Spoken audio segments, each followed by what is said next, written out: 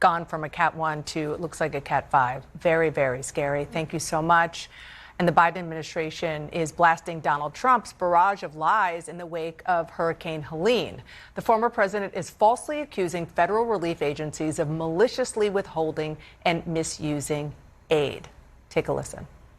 A lot of the money that was supposed to go to Georgia and supposed to go to North Carolina and all of the others is going and has gone already. It's been gone for people that came into the country illegally. We give foreign countries hundreds of billions of dollars, and we're handing North Carolina $750. If you want a president who won't even try to save you when the floodwaters are rising, vote for Kamala. FEMA Administrator Deanne Criswell said minutes ago, flatly, what you just heard is not true. They're rumors and they're lies, and they are hurting the very people that thousands of FEMA emergency responders are trying to help as we speak.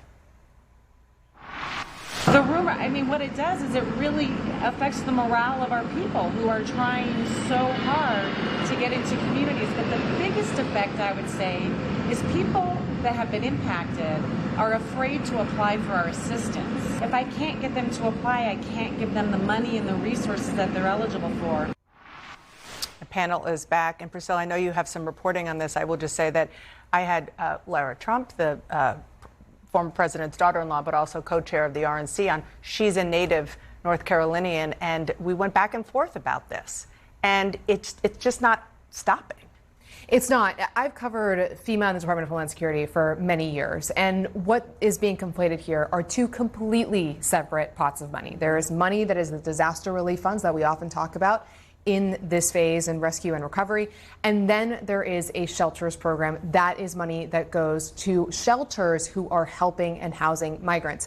I have spoken to multiple Homeland Security officials about this. The money has not been and never has been transferred over, and it is monies that are authorized by Congress. All of this to say that when I have been talking to my sources about what the former president is saying, the ultimate concern is that people will not apply for assistance, as you heard there from the FEMA administrator, because they believe there is no money. So what is being said has the real world effect of people refraining from applying for the help that they can receive through FEMA when these two pots of money are unrelated to one another.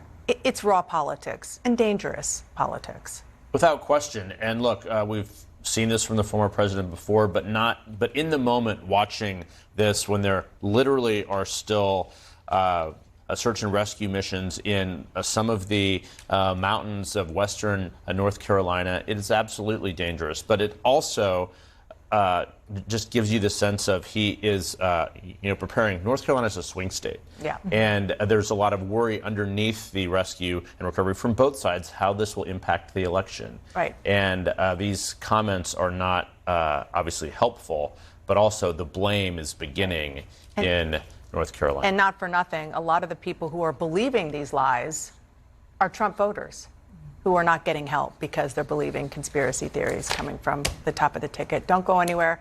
Coming up, we're going to talk